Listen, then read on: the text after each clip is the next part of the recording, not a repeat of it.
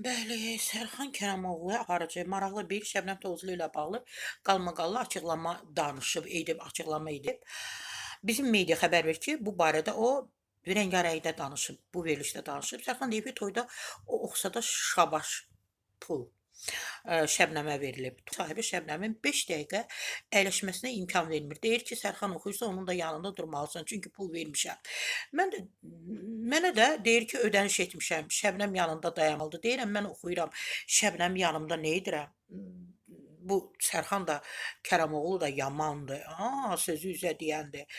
Toy sahibinə deyib ki, mən oxuyuram da Şəbnəm nəyə dayansın? Bu da səbəbdir ya. İndi görün səbəb nədir? Deyir ki, Sankt-Peterburqda toydayıq. Eyni mahnını 3 dəfə oxudum. Pulu Şəbnəmə verdilər. Axırda dedim, ay qız, çıx get, heç olmasa şabaşı mənə versələr. Mən oxuyuram, oynayıram, pulu sənə verirlər.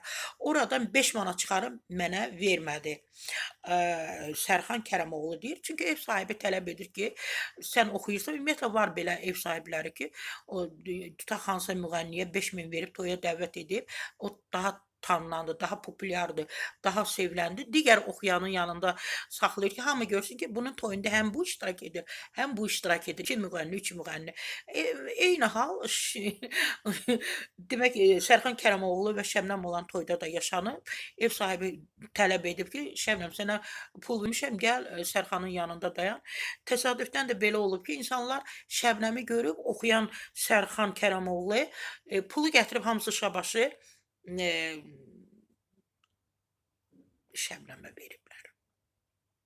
O da oradan dil çıxarıb 5 manat mənə vermədi. Sara Səfradan bu qədər.